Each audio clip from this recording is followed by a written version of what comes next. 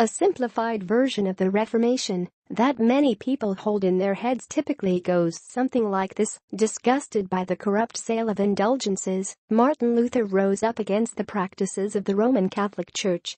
And thanks to Johannes Gutenberg's printing press, he was able to get his message out quickly and widely. In this way, the historical anniversary we observe this month was as much about a communications revolution as it was about a phase shift in Christian theology. All that is true. But study the process by which Luther developed, refined and published his ideas, and you stumble on another, overlapping truth. While Luther was indeed able to leverage a communications technology unavailable to his reformed-minded predecessors, he did the vast bulk of his work in isolation at the friary of the Hermits of St. Augustine. And even once he'd gone public, it took years for religious authorities to fully digest the importance of his ideas. There's a lesson here that transcends religious doctrine. Modern professional culture encourages collaboration through instant communication and globalized networks.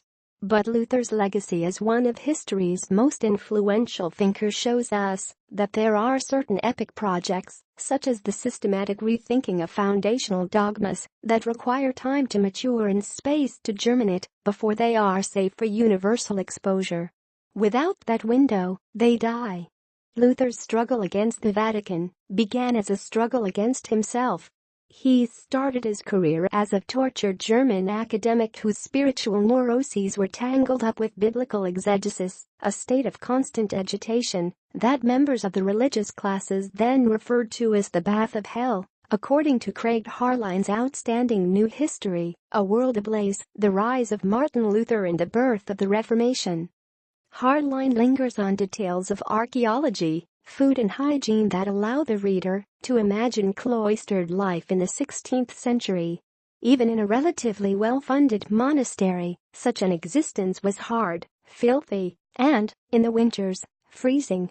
As a scholar, Luther found a measure of comfort and privacy in his friary's unglamorous nooks, including a third-floor tower room that once had been part of Wittenberg's outer battlements, the visitors' chambers, and even the cloaca, cesspit.